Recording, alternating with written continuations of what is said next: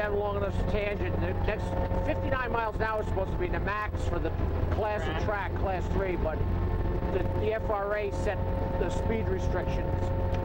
They came along with their, I think it's a T1000 car, and they went over the whole line, and they told us the curve restrictions, 40, 45.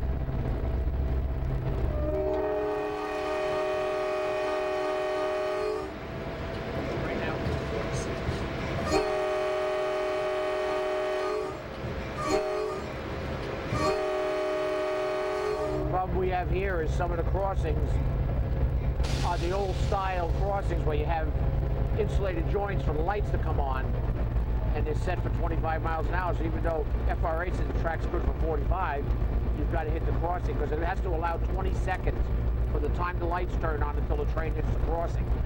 The ones we just went over, and the next 3 or 4 crossings, all the new crossings that are going in, they're predictive circuits on them. They actually know how fast the train's going. If a freight's going on it and it's going 25 miles an hour, the gates come down later because it takes that much longer for the train to get to the crossing. The passenger train's going like this, it knows that the train's going 45 and brings the gates down sooner.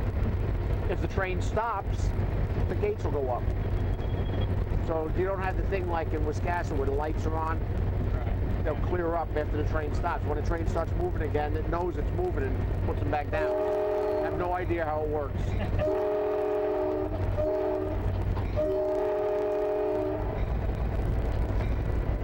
As long as it does. But I like it because you can go track speed through the crossings, and it doesn't matter whether it's a freight or a passenger train. Now, do you have to know you keep all these speeds in your head? I have to know everything, every curve, every crossing. You don't have a cheat sheet anymore? No. I've been running on this line so long, I've got it down. You got to know where to put the brake on and where to let the brake off. Yeah. Depending on the train you have, the weather conditions. You got to know whether you're going uphill or downhill and try to keep the train stretched out so you're not getting a lot of run in. Oh, yeah.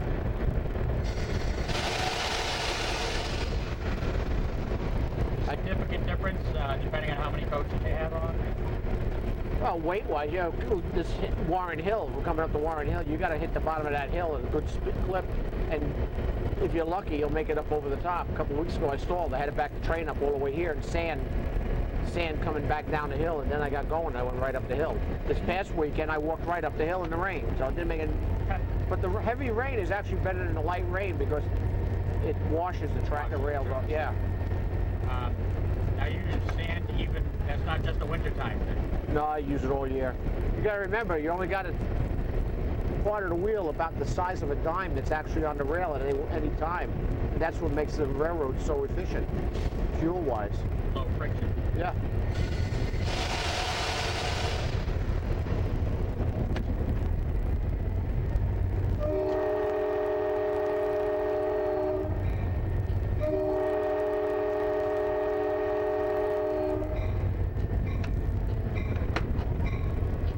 We're going to stop here. John didn't say anything about it. What's that? I said John didn't say anything to me about it. Yeah, they were supposed to put some of the people in there.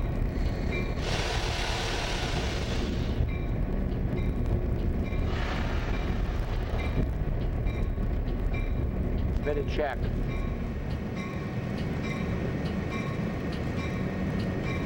Hey Dan, how are we going to do this? Drop them off and then back? Yeah, it's going to be easy to walk it in the stone. I got no phone, so I'm walking across it. Okay. You had a wide spot there, so put them off on the north side. You'll hear a chirping every once in a while. That's the alerter. That's just to make sure I'm awake. I don't have to steer, so, you know, you can go to sleep. I have to, if I'm not moving something, doing some kind of action, the alerter starts chirping real low, the light goes on a bit, and it gets louder, it gets faster, and then I have to respond to it by hitting the button or doing something, and it resets. If I don't respond, it sets the brakes and shuts the train down.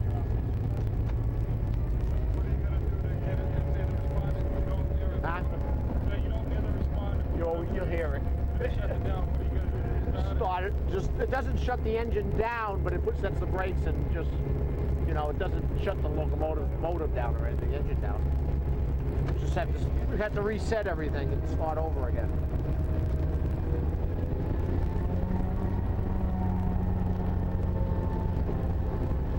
If I had the full train, that would not have been a good place to stop.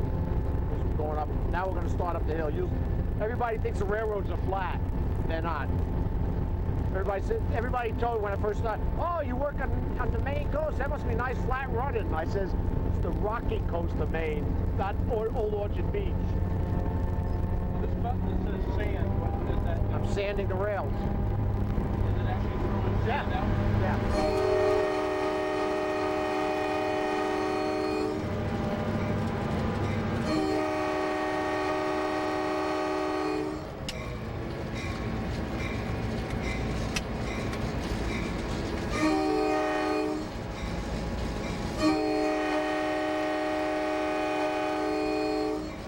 We got the gates and lights here to town of Warren.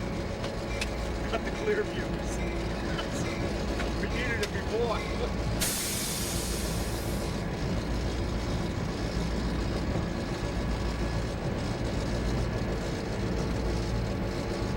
Before last, I was telling them before the week before last, I got stalled up here.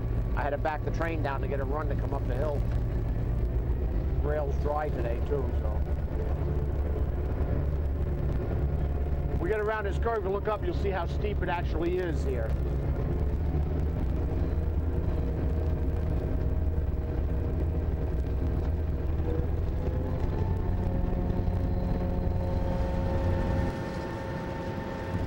I've got 2 locomotives and only 2 cars, and I'm pulling almost 700 amps going up this grade, and I have 4,000 horsepower with 2 engines.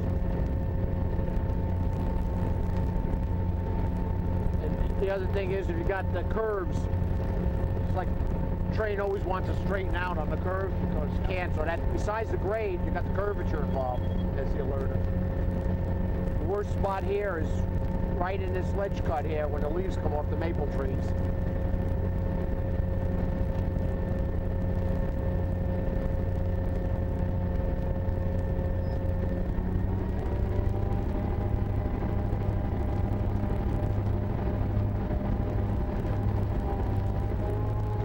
Slipping.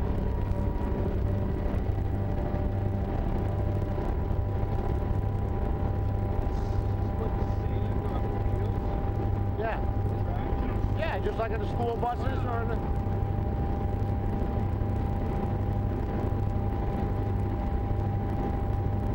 Where's that sand stored there? Right in that box there. Loaded from the outside.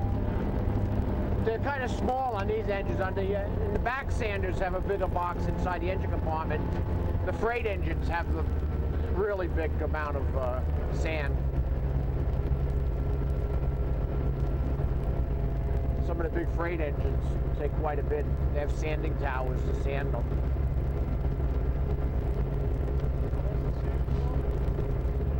Traction, just like on the road.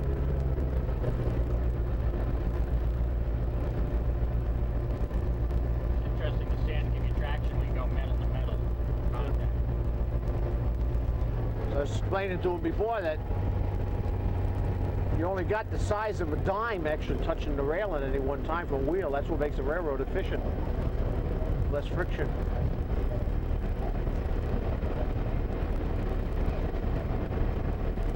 If you got a tractor on a truck that had as much horsepower as this and you're trying to haul trailer trucks, you couldn't haul the same amount of trailers that you could haul boxcars.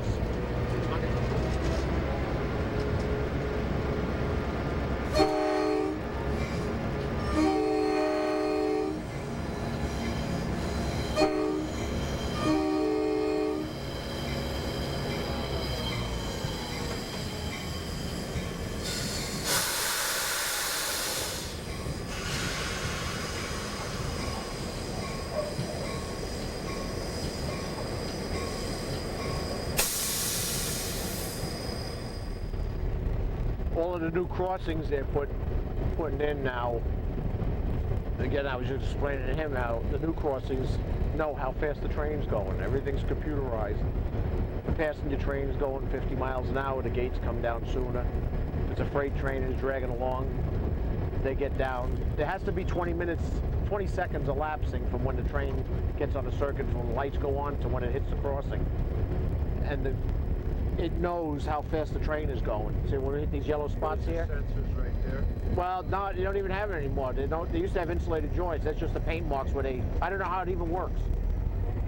And it's going up into the signal case up there. It knows how fast the train, right to the mile it tells me, because when they first put them in, I get on the radio with them, and I keep telling them 30 miles an hour, 28 miles an hour, 29, 30, back and forth, and they calculate to see if that thing is right on the button in the box. And it records it, so if there's an accident at the crossing, they have all the information. They can download it. How fast the train was going, did the people ran the gates, did the gates come down right? What are your gauges telling you here? Air pressure for the brakes. Okay.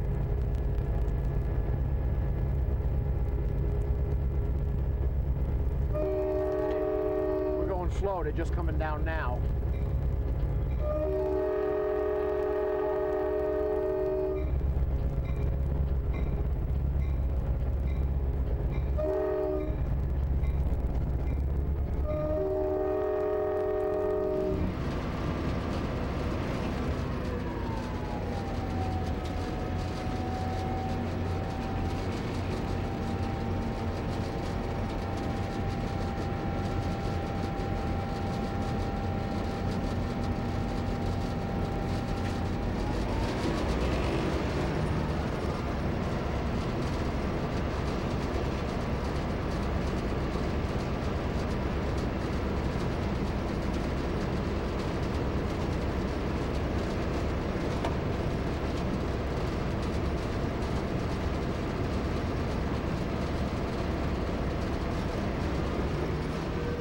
See the ATVs are riding on the shoulders here? How they're taking the shoulders out? You can see the tracks. Yeah.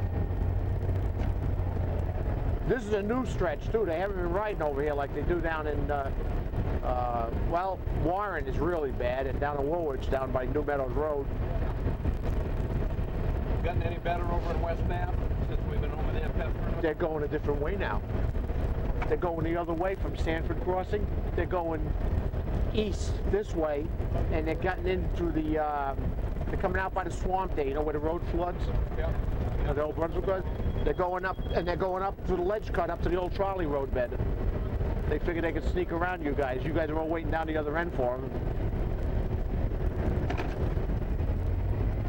Some of them are sneaking in New Meadows Road now again, but not as bad as it was before. I mean, they were just destroying the right-of-way.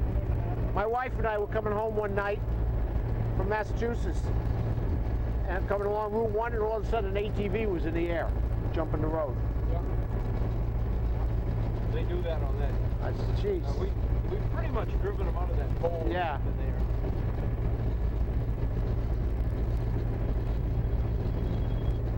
Wake up.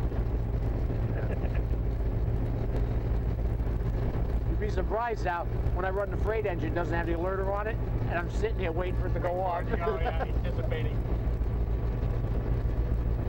You don't hear it. But the other engine's tricky, because the other engine, they just had to replace it. The alerter wasn't going off.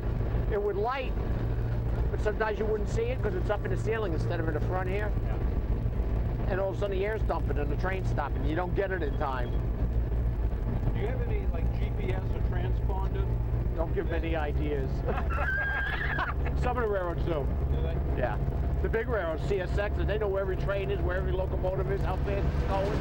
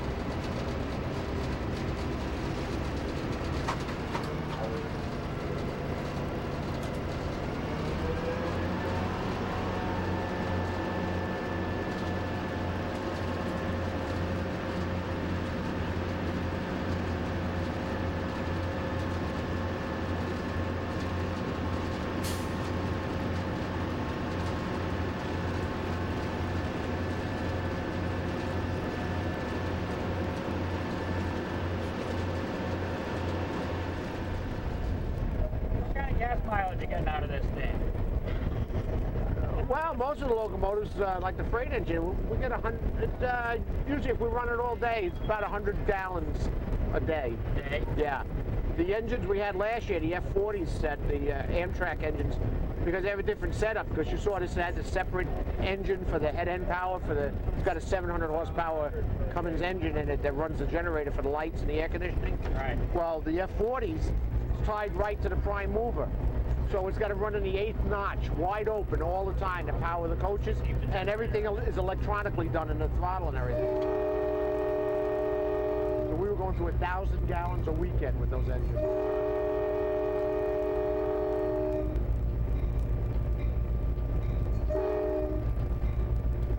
What was it?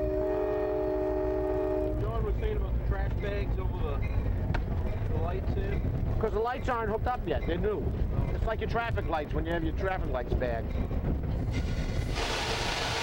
That's the one I was saying. They got 4 poles to set to get to the power. The power's down there. And they haven't come to put them up yet. And we can't get the lights working there until they do.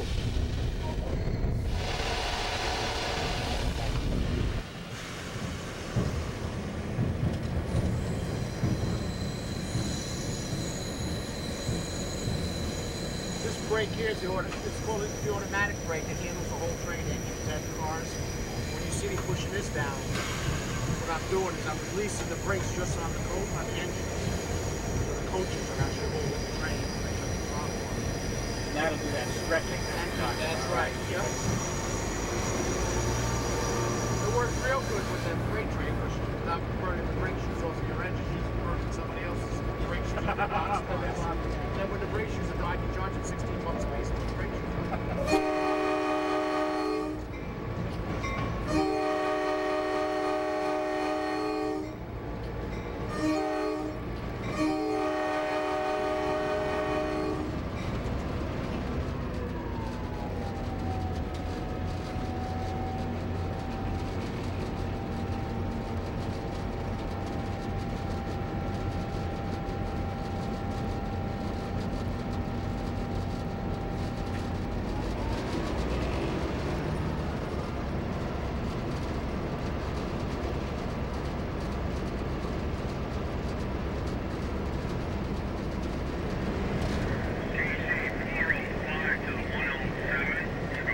This is the opposite side of the Warren Hill. Nobleboro Hill is rolling grade going this way.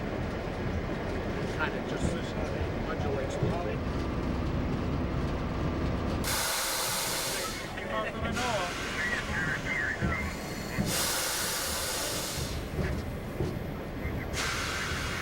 You'll watch, you'll see these gates are going to come down.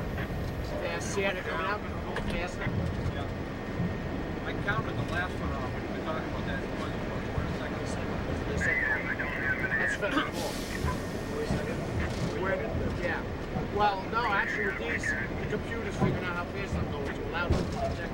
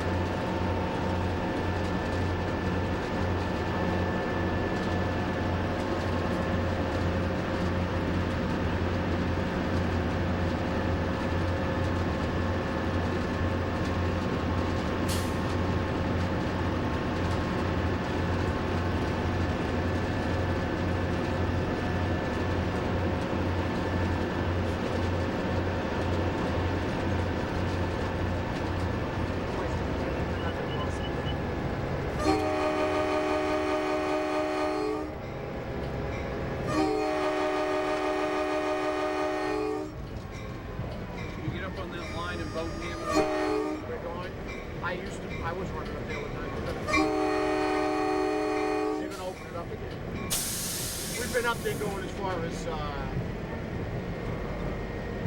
cat ants.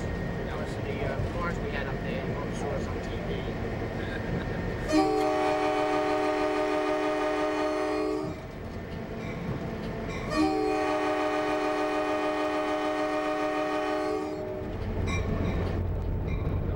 What is this thing that hangs That down? everybody asks that question. It's a telltale. There aren't many of them left in the country. Because even when I started on the railroad, you worked on top of the boxcars. You didn't have radios.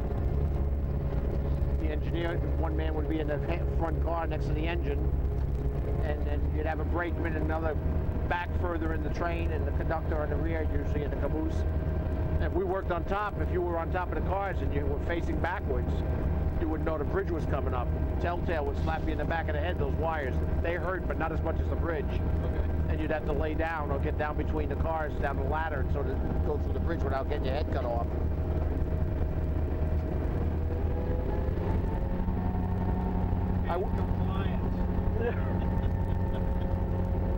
I worked in Massachusetts and on the Boston and Maine, and we had in Chicopee, Mass, there were two bridges just like that. They were real low.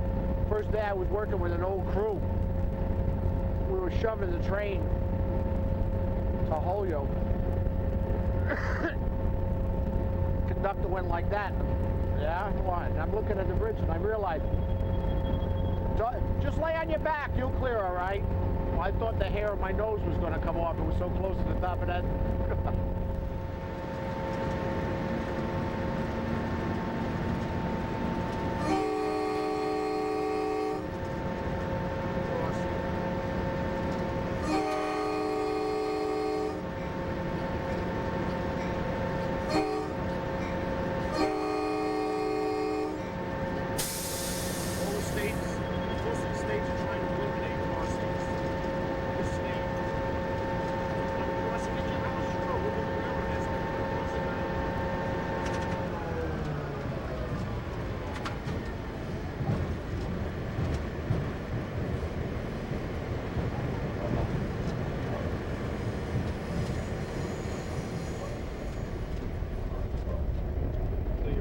Speed, so you what, throttle back and Throttle back and make a reduction on here if I'm going downhill. Watch see the pressure drop there, and this comes up. Yep. Now I can bail it off, so I release the engine brakes. Okay. But the car brakes, I made it, it's about a 9-pound reduction. And the cars are actually got the brakes on right now, just with a light application. I have to watch it with passenger coaches because they have a tendency to slide because they're so light. I usually use the mirror. When we were coming up, I noticed in one curve I saw smoke, and I knew they were sliding, so I released the brakes right away because of the grease on the track from the leaves. The leaves this is the worst time of the year. It's worse than snow. Because once you run over them, you slime the top of the rail. That grease will be there for a month or two until the snow starts flying. You use the sanders all the time. I always like to make sure my sanders are full of sand. At least once a week we refill these sanders. On a dry day like today, you only give them a tap once in a while.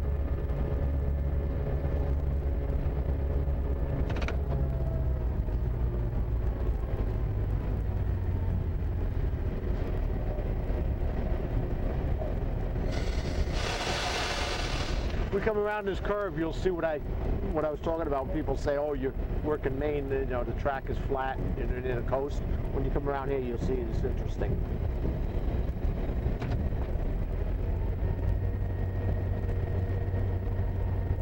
Track disappears. Wow.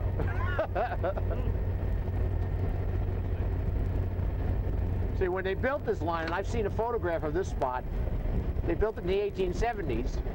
It's still a branch line, so the Maine Central didn't make it any better, but they didn't cut the ledge cuts any deeper than they had to because they were using black powder.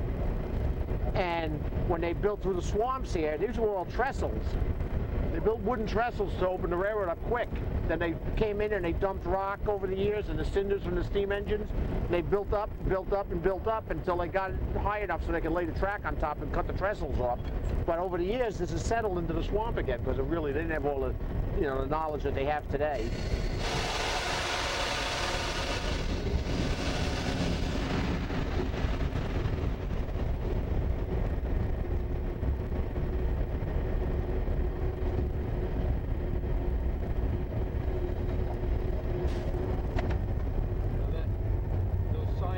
W, what's it? Whistle.